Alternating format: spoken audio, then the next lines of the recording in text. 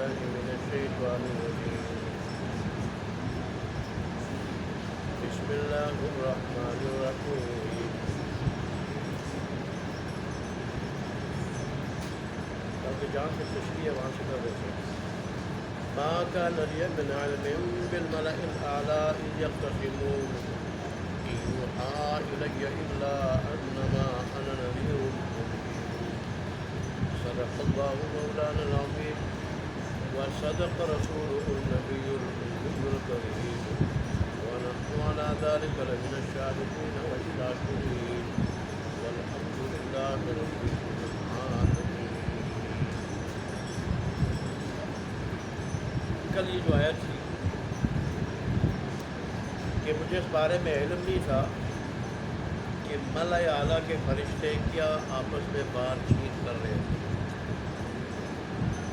میں نے کہا ملائے اعلیٰ سے متعلق کچھ تفصیل کر ذکر کروں گا اللہ کی توفیق سے انشاءاللہ. تو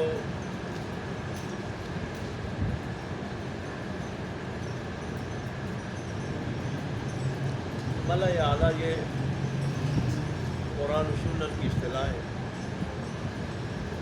قرآن میں اور صحیح حدیث میں یہ اصطلاح استعمال ہوئی ہے. ملائے اعلیٰ کا لغوی معنی ہے بلند جماعت.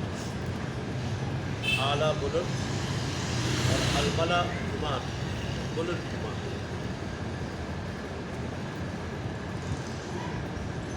شاہ ولی اللہ محدث دہلوی رحمۃ اللہ علیہ یہاں پہ یہ ارشاد فرماتے کہ اس بات کو اچھی طرح یاد رکھ لو.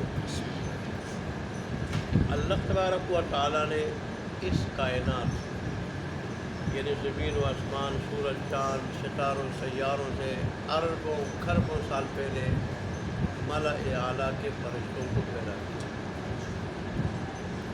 اللہ تبارک و تعالیٰ جانتا تھا کہ نوع انسانی کی مصلحت فرشتوں کی تخلیق پہ موجود ہے. اس لیے آدم علیہ السلام کی تخلیق سے اس قدر پہلے فرشتوں کو اللہ تبارک و تعالیٰ نے پیدا کیا کہ جس کا ہم اندازہ نہیں لگا سکتے. پھر فرشتوں کی اللہ تبارک و تعالیٰ نے مختلف ڈیوٹیاں لگائی، مختلف فرائض عائد کیے. بعض فرشتے وہ صرف مغفرت اور رحمت کی دعا کرتے ہیں. کن لوگوں کے لیے؟ ایسے لوگوں کے لیے جن کے عقائد، نظریات، اخلاق، اعمال وہ قرآن و سنت کے مطابق ہوں. خود اپنے بھی عقائد، اعمال، نظریات، اخلاق اور اوروں کے عقائد، اخلاق، اعمال، نظریات قرآن و سنت کے مطابق بنانے کی کوشش کرتے ہو. اپنی اصلاح، اوروں کی اصلاح کی فکر کرتے ہو تو ایسے لوگوں کے لیے فرشتے دعائیں کرتے ہیں مغفرت کی، برکت کی، رحمت کی. اور اس کا نتیجہ یہ ہوتا ہے کہ ایسے لوگوں کو پر اللہ تبارک و تعالیٰ کی طرف سے رحمت اور برکت نازل ہوتی ہے اور اس کا اثر بھی ظاہر ہوتا ہے. اس کا کہ ایسے لوگ پھر اعمال میں، نیکیوں میں، اخلاق میں ترقی کر جاتے ہیں، مقام میں، کردار میں، مرتبے میں ترقی کر جاتے ہیں. اور ایسے لوگوں کا جو بدلہ ہوتا ہے وہ بھی بہتر ہو جاتا ہے. بدلہ جو اللہ دیتا ہے دنیا آخرت دونوں میں، خاص کر آخرت میں وہ بدلہ بھی ایسے لوگوں کا بہترین ہو. اس کے نتیجے میں جو لوگ ان کے برعکس ہے، ان کے اخلاق، نظریات، اعمال وہ قرآن و سنت کے مطابق نہیں ہے، فرشتے ان کے لیے ان پہ لعنت بھیجتے ہیں، بد دعا کرتے ہیں، لعنت بھیجتے ہیں. اور لعنت کا اثر کیا ہوتا ہے؟ وہ پھر ان کی ذات میں حسرت، افسوس، ندامت یہ پیدا ہوتی ہے. اور ایسے لوگ ترقی کے بجائے تنزلی کے شکار ہوتے ہیں. تنزل کے، گرنے کے، پستی کے شکار ہوتے ہیں. اور ایسے لوگوں کا جو بدلہ ہوتا ہے، بدلہ جو ملتا ہے وہ بھی بدتر ہوتا ہے، بدتر. بہرحال جماعت کے اعتبار سے ان فرشتوں کو ملائے اعلیٰ کہا جاتا ہے، مجلس کے اعتبار سے ان کو ندی اعلیٰ کہا جاتا ہے، ندی مجلس کو کہا جاتا ہے، اور رفاقت کے اعتبار سے ان کو رفیق اعلیٰ کہا جاتا ہے۔ ملائے اعلیٰ کے فرشتوں کو جماعت کے اعتبار سے، گروہ کے اعتبار سے ملائے اعلیٰ، مجلس کے اعتبار سے ندی اعلیٰ، اور رفاقت کے اعتبار سے رفیق اعلیٰ۔ اور رسول اللہ صلی اللہ علیہ وسلم جو اپنی وفات کے وقت دعا مانگتے تھے، اللہم رفیق الاعلیٰ، اللہم رفیق الاعلیٰ، اس سے یہی مراد ہے کہ اللہ مجھے رفیق اعلیٰ تک پہنچا دے، رفیق اعلیٰ جو مقام ہے وہاں تک مجھے پہنچا دے۔ تو پھر شاہ ولی اللہ محمد ذیل فرماتے ہیں، یہ جو ملائے اعلیٰ کے فرشتے ہیں ان کے بھی 3 درجے۔ پہلا جو درجہ ہے فرشتوں کا، پہلا گروہ، اس کو اللہ نے اس بسیط اور لطیف باریک نور سے پیدا کیا ہے جس کی نظیر وہ آگ ہے جو موسیٰ علیہ السلام نے کوئی دور پہ دیکھی۔ عجیب و غریب آگ تھی کہ درخت پہ جل رہی تھی، اور درخت کو جلانے کے بجائے سر سبز و شاداب بنا رہی۔ آپ جب اس کے قریب ہوتے تو وہ پیچھے ہوتی آگ، پھر آگے بڑھتے اور پیچھے ہوتی، اور اسی کو مسلم شریف میں حجاب نوری یا حجاب ناری کہا گیا۔ تو اس مادہ تخلیق کی مثال اس آگ کی طرح۔ اس کا جو دوسرا درجہ ہے ملائے اعلیٰ کے فرشتوں کا، ان کی تخلیق کا مادہ وہ عالم مثال کے لطیف عناصر ہیں، عالم مثال کے لطیف عناصر ہیں۔ میں نے آپ کو شاید پہلے 1 2 یا 3 کم و بیش موقع پر بتایا تھا کہ دنیا میں جو چیز بھی موجود ہوتی ہے یہ پہلے عالم مثال میں آتی ہے، کیونکہ جو چیز اس دنیا میں ہے یہ آخرت کی نقل ہے، آخرت کی نقل ہے۔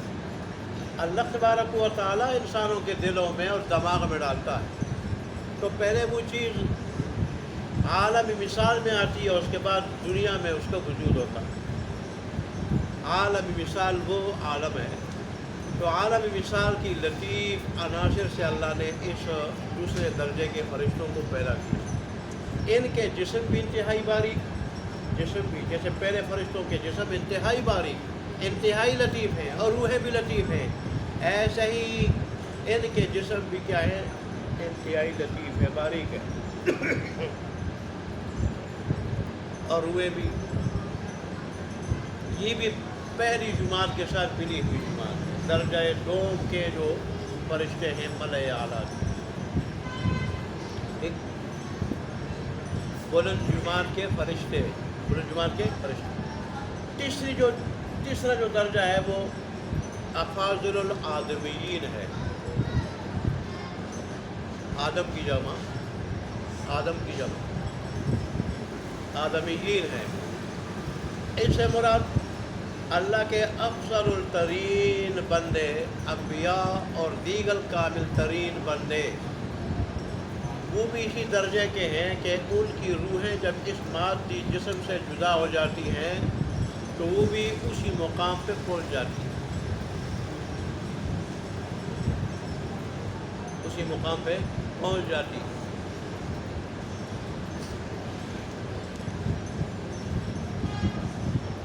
یہ 3 درجے ہیں ملائے اعلیٰ کے فرشتوں۔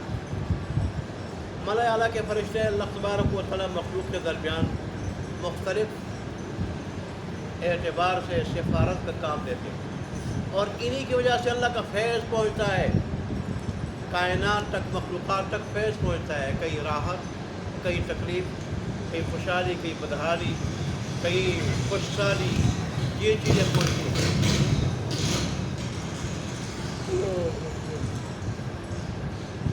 ملائے اعلیٰ کے مقابل پھر ہے ملائے سافل۔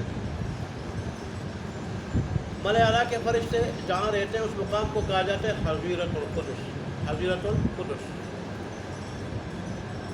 پاک مقام، مقدس مقام، اور یہ وہ مقام ہے جہاں اللہ تبارک و تعالیٰ کی طرف سے قضاء و قدر کے فیصلے نازل ہوتے ہیں اور پھر کائنات میں جاری ہوتے ہیں۔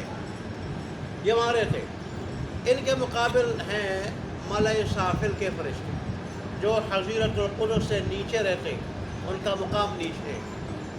پھر ان کے مختلف طبقات ہیں، کسی کی ڈیوٹی قبر میں، عالم برزخ میں، کسی کی ڈیوٹی فضا میں، کسی کی ڈیوٹی زمین پہ، اور کسی کی ڈیوٹی انسان کی حفاظت پہ، کسی کی ڈیوٹی انسان کے اعمال لکھنے پہ۔ اس کے علاوہ اور بھی مختلف ڈیوٹیاں ہیں ان کی۔ یہ فرشتے جب اکٹھے ہوتے ہیں اکٹھے، اور ان کی جب چمک پیدا ہوتی ہے، چمک تو وہ ایسی لگتی ہے جیسے کئی بلب اکٹھے روشن ہو جاتے ہیں، اکٹھے اور روشن ہو جاتے ہیں، اور وہ روشنی جب پھیل جاتی ہے تو وہ پہنچ جاتی ہے اعلیٰ علیین کے مقام کو، اعلیٰ علیین کے مقام۔ تو بہرحال یہ ملائے اعلیٰ کے فرشتوں کی کچھ تفصیل تھی جو یہاں قرآن میں اس کا ذکر آیا تھا کہ مجھے پتہ نہیں تھا ملائے اعلیٰ کے فرشتے کیا تکرار کر رہے تھے، باقی تکرار کیا کر رہے تھے، بات چیت کیا کر رہے تھے۔ میں نے کہا اس کی دو تفسیریں، خود اگلی آیات میں تفسیر آ رہی ہے اس کی۔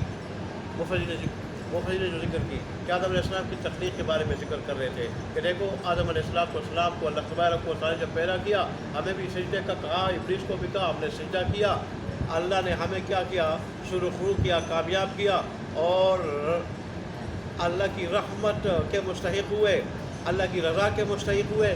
ابلیس نے نہ کیا تو راندہ درگاہ ہوا، جس کا ذکر اگلی آیات میں آ رہا ہے، اور ایک اس کی تفسیر خود رسول اللہ صلی اللہ علیہ وسلم کی زبان مبارک سے میں نے بیان کی۔ آپ نے فرمایا،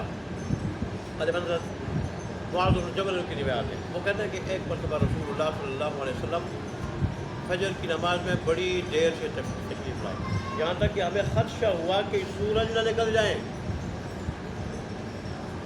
آپ جب تشریف لائے، نماز آپ نے وقت کی تنگی کی وجہ سے ہلکی پڑھائی، مختصر پڑھائی، اور پھر فرمایا کہ اپنی اپنی جگہ پہ بیٹھ جاؤ، کوئی اپنی جگہ سے ہلے نہ۔ پھر کہنے لگا کہ رات کو میں اللہ کی توفیق سے کھڑا ہوا نماز پڑھنے لگا، جو اللہ نے توفیق دی میں نے نماز پڑھی، اس کے بعد نماز کے دوران ہی مجھے اونگ آئی، میری آنکھ لگ گئی، تو میں نے اللہ تبارک و تعالیٰ کو بڑی حسین و جمیل اور عمدہ شکل و صورت میں نے اللہ تبارک نے مجھ سے پوچھا کہ فرشتے کس چیز کے بارے میں بات چیت کر رہے تھے؟ میں نے کہا مجھے نہیں پتہ، آپ ہی بہتر جانتے ہیں۔ اللہ نے پھر پوچھا، میں نے پھر وہی جواب دیا، پھر پوچھا، میں نے پھر وہی جواب دیا۔ تو اللہ تبارک میں نے دونوں کندھوں کے درمیان ہاتھ رکھا، اس کی ٹھنڈک میں نے دل میں محسوس کی، اور پھر اس کی وجہ سے یہ زمین و آسمان ایسے روشن ہو گئے کہ مجھے زمین و آسمان کی ساری چیزیں نظر آنے لگی۔ یہ اللہ تبارک و تعالیٰ کی تجلی کی برکت تھی، تجلت کی برکت تھی، اس کا اثر تھا۔ یہ نہیں کہ آپ نے جو ہے نا وہ آپ عالم الغیب بن گئے۔ علم غیب کہا جاتا ہے اس کو کہ ہر وقت ہر چیز جانے، ہر وقت ہر چیز جانے، اور یہ اللہ تبارک و تعالیٰ کا خاص تھا۔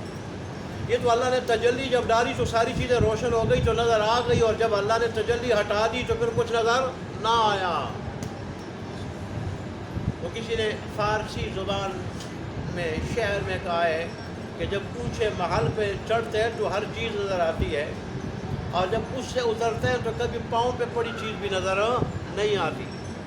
یعقوب علیہ السلام کو دیکھ لیں، 250 میل دور سے 250 میل دور سے ان کو بیٹے کی خوشخبری تو کیا آتی ہے، بیٹے کی خوشبو تو آتی ہے کنعان میں جا کے، 250 میل دور سے عیسیٰ علیہ السلام کی قمیص کی کیا آتی ہے، خوشبو آتی ہے۔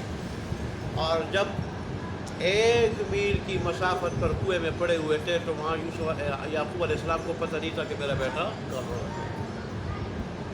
اللہ بتاتا ہے تو 250 میل دور سے بھی جو ہے نا وہ پتہ چل جاتا ہے، اللہ نہیں بتاتا تو میل دور بھی جو ہے نا اس کا پتہ نہیں چلتا۔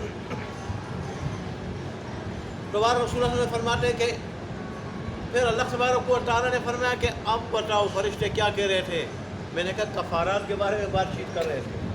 جب تجلی پڑی اور چیزیں روشن ہو گئی، ہر چیز نظر آنے لگی، اس کے نتیجے میں نے بتایا کفارات کے بارے میں بات چیت کر رہے تھے. اللہ نے فرمایا کفارات کیا ہے؟ میں نے کہا مسجد کی طرف جب آدمی جاتا ہے تو ایک ایک قدم پہ اس کے گناہ معاف ہو جاتے ہیں، درجے بلند ہوتے ہیں، نیکیاں مل جاتی ہیں. اور ایسے ہی جب مسجد میں نماز کے بعد بیٹھے رہتے ہیں تو اس پہ بھی اللہ گناہ معاف کرتا ہے، درجات بلند کرتا ہے، نیکیاں عطا کرتا ہے.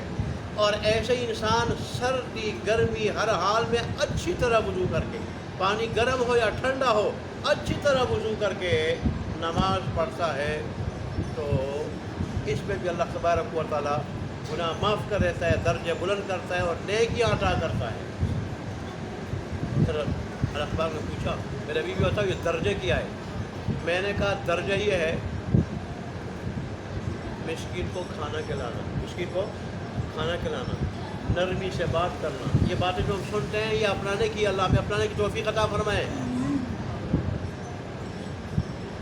مسکین کو کھانا کھلانا، محتاج کو کھانا کھلانا، نرمی سے بات کرنا، نرمی سے بات کرنا. اور رات کو اس وقت عبادت کرنا جب لوگ سو رہے ہوں. یہ کیا ہے؟ لوگ سو رہے ہوں، تہجد پڑھنا. یہ 3 کام ایسے ہیں کہ ان سے درجات بلند ہوتے ہیں. مسکین کو کھانا کھلانا، نرمی سے بات کرنا، دوسرے الفاظ میں خوش اخلاقی سے پیش آنا، خوش اخلاق آدمی، خوش اخلاقی. اور تیسرا تہجد کی نماز پڑھنا. یہ 3 چیزیں ایسی ہیں جن سے درجے بلند ہوتے ہیں. یہی وجہ رسول اللہ نے سے پوچھا گیا ایک مرتبہ کہ اللہ کے پیارے رسول میزان عمل میں سب سے بھاری چیز کیا ہے؟ تو رسول اللہ نے فرمایا کہ بھوکوں کو کھانا کھلانا اور اچھے اخلاق اپنانا. اچھے اخلاق اپنانا یہ ایسی چیز ہے کہ میزان عمل میں سب سے بھاری ہے. ایک روایت میں رسول اللہ نے یوں ارشاد فرمایا کہ جو آدمی اچھے اخلاق والا ہو، اچھے اخلاق والا، تو اچھے اخلاق کی وجہ سے دن میں روزہ داروں کا اور رات میں تہجد گزاروں کا ثواب مفت میں پا لیتا ہے، اگرچہ دن میں یہ کھا رہا ہو، پی رہا ہو اور رات کو سو رہا ہو. اور میں نے پہلے بتایا تھا کہ وہ عورت کا تذکرہ کیا گیا، بڑی نیک ہے، تہجد گزار، عبادت گزار، تلاوت کنندہ ہے، عابدہ ہے، لیکن اس کی زبان ٹھیک نہیں. آپ نے فرمایا جہنمی ہے. کیا ہے؟ جہنمی ہے. پھر جب دوسری عورت کے بارے میں بتایا گیا کہ صرف فرائض سنتے پڑھتی ہیں، نہ تلاوت ہے، نہ نفل ہے، نہ تہجد ہے، اخلاق بڑے اچھے ہیں، زبان میٹھی ہے، آپ نے فرمایا جنتی ہے. پھر فرمایا کہ اللہ کے بندے اللہ پہ ایسے لاڈلے ہیں جیسے باپ پہ بیٹے لاڈلے ہوتے ہیں. باپ کو کوئی کہے تجھ سے محبت ہے اور اس کے سامنے بیٹے کو تھپڑ مارے، وہ کہے گا الو کے پٹے تو مذاق کر رہے میرے ساتھ، محبت ہوتی میرے ساتھ، میرے سامنے میرے بیٹے کو تھپڑ نہ مارنا. جو نیکی کرتا ہے، نیکی یہ اللہ سے محبت کا دعویٰ کرتا ہے. کیا کرتا ہے؟ محبت کا دعویٰ کرتا ہے. اور جب اللہ کی مخلوق کو ستاتا ہے، بندوں کو ستاتا ہے، تو اللہ کے نزدیک اس محبت کے دعوے میں جھوٹا ہے. کہ اللہ کی مخلوق کو ستانے سے اللہ تبارک و تعالیٰ فرماتے ہیں گویا کہ مجھے ستا رہے، میری مخلوق کے ستانے سے مجھے تکلیف ہوتی ہے.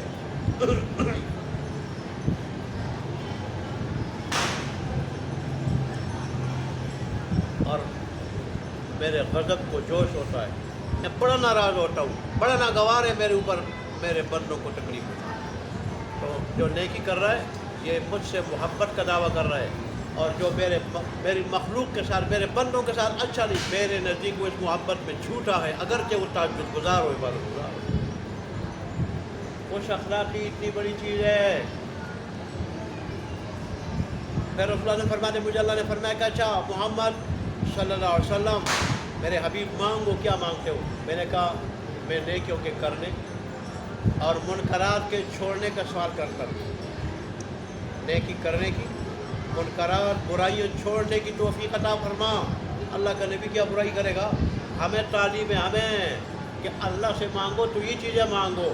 آج ہم بنگلہ مانگتے ہیں، گاڑی مانگتے ہیں، بینک بیلنس مانگتے ہیں، مارکیٹ مانگتے ہیں، پلازہ مانگتے ہیں، شہرت مانگتے ہیں۔ جو چیزیں مانگنے کی آخرت ہے، اس دنیا کی زندگی کیا ہے؟ میرا خوب مزاج ہے، مولوی ابوبکر میرے آتا تھا ادھر، اس کی بیٹی تھی جوان سالہ، عمر تو 13 برس تھی، لیکن لگتی ایسی تھی جیسے بڑی ہو، ٹھیک ٹھاک تھی، کوئی بیماری اس کو پہلے نہیں تھی، اس کو کوئی تکلیف نہیں تھی، کوئی بیماری۔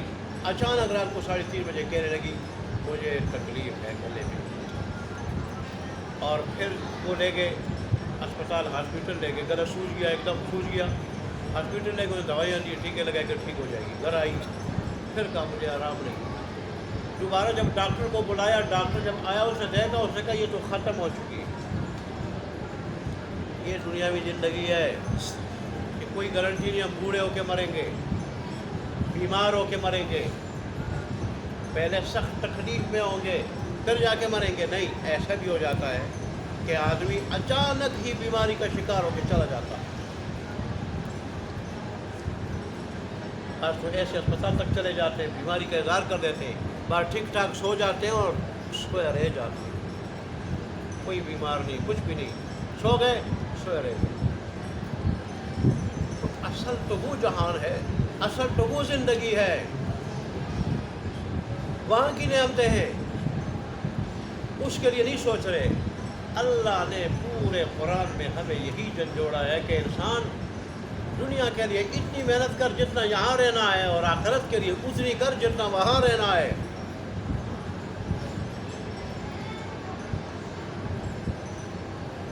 اس مختصر زندگی کے لیے کیا کچھ ہم نہیں کرتے۔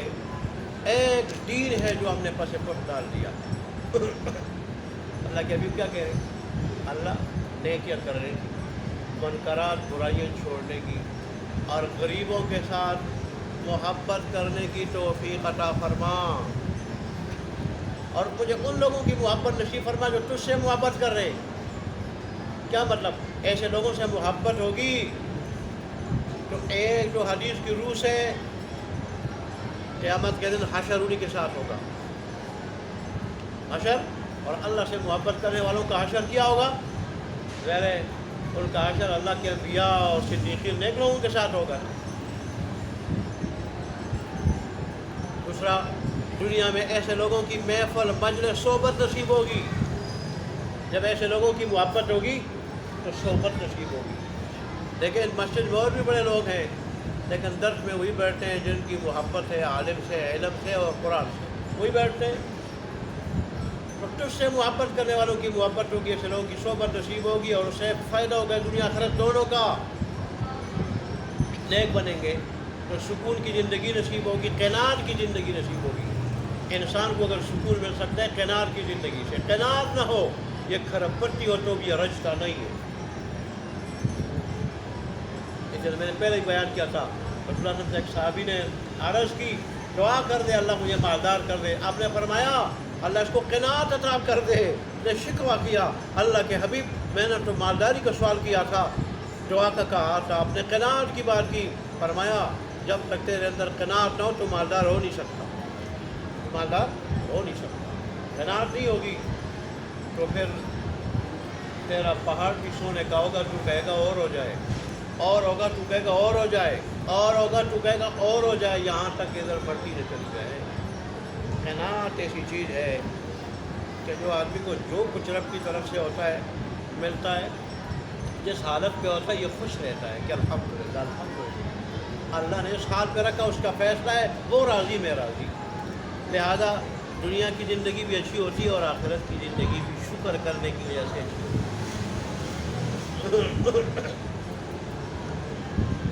اور مجھے ان اعمال کی محبت نصیب فرما. اللہ کا حبیب کہہ رہے، اللہ کا حبیب خود قرآن کہہ رہے انک لعلی خلق عظیم. اس کے علاوہ اور بھی جگہ جگہ اللہ نے اپنے حبیب کی تعریف فرمائی ہے. بڑے اچھے اخلاق کے کیا آپ مالک ہیں. اور آپ امام الانبیاء ہیں، آپ خاتم النبیین ہیں. اللہ نے آپ کو ایسا دین دیا ہے جو ساری دین ادیان پہ غالب ہو کے رہے گا. لیکن اس کے باوجود رسول اللہ صلی اللہ علیہ وسلم کیا ارشاد فرما رہے، ایسے اعمال کی محبت نصیب فرما جو مجھے تیرے قریب کر دے، تیرے قریب کر دے. اس میں ہمارے لیے تعلیم ہے کہ ہم ایسے اعمال کی دعا مانگیں اللہ تبارک و تعالیٰ سے، جو اللہ کے قریب کر دیں. دیکھیں رسول اللہ صلی اللہ علیہ وسلم کی دنیا کے لیے دعائیں کیا ہیں. اللہ تبارک و تعالیٰ میرے آل کو اتنا عطا کر دے، میرے آل کو کہ صرف گزر بسر ہو، فقط گزرے، موت لا یموت، بس اتنا ہو کہ کھا کے قبر سیدھی ہو کے عبادت کر سکے.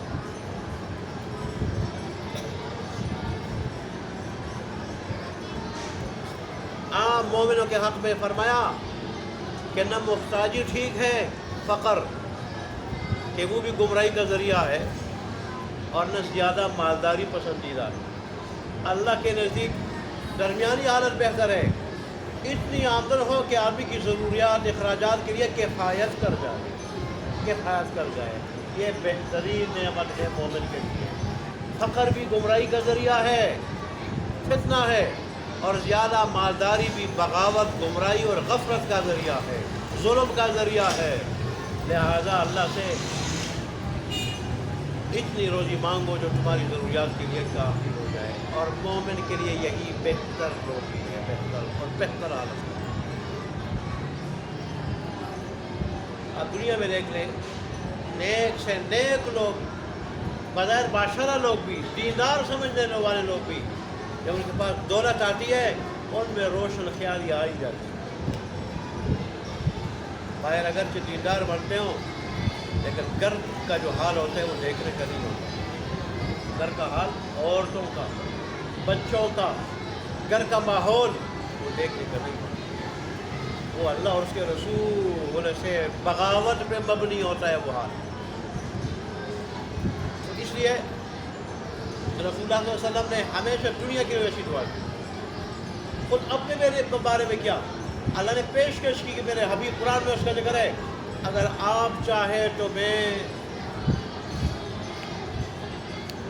تیرے لیے وادی بطحا کو سونے کی بنا دوں، نہریں چلا دوں، جیسے مکہ کے لوگ کہہ رہے ہیں ایسے ہی کر دوں.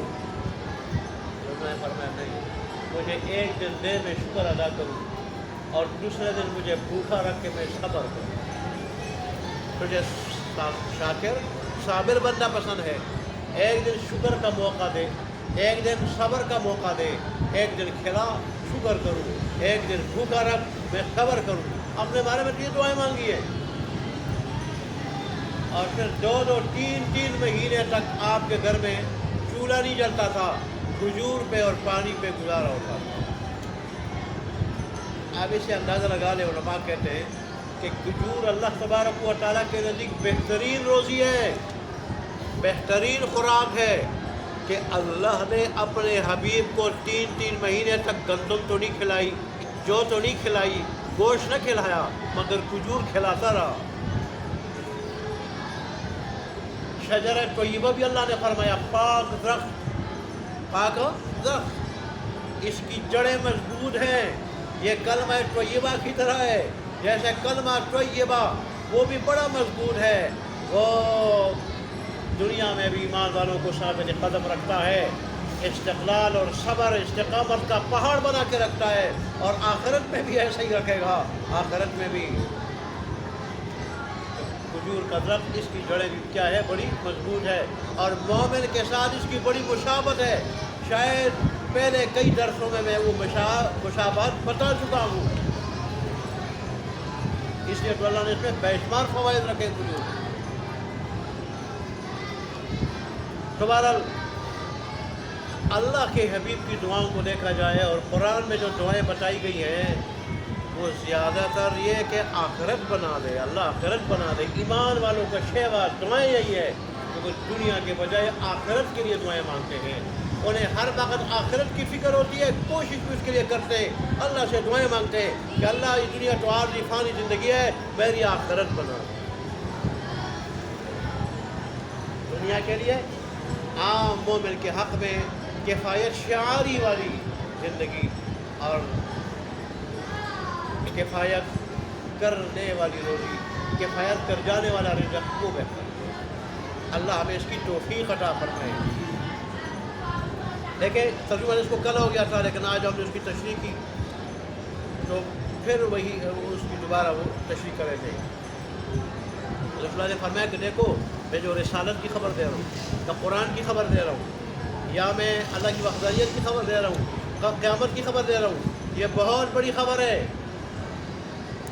اگر تم ذرا غور فکر کرو تو اس سے تمہیں صاف پتہ چل جائے گا کہ جب میں یہود کے پاس نہیں گیا سیکھنے کے لیے، عیسائیوں کے پاس نہیں گیا سیکھنے کے لیے، کسی سے میں نے سیکھا نہیں، 40 سال کو مجھے امی کہتے رہے، اور اب ایسی باتیں بتاتا ہوں جو آسمانی کتابوں کے علاوہ کوئی اور نہیں بتا سکتا، وہ اسی کا نتیجہ ہے، اسی کی علامت ہے۔ یوحی الیہ الا انما النذیر مبین، کہ میری طرف وحی کی جاتی ہے، وحی کی جاتی ہے، وحی کے ذریعے یہ باتیں مجھے معلوم ہوتی ہے، اور میں اللہ تبارک و تعالیٰ کی طرف سے رسول بن کے تمہیں تمہارے برے انجام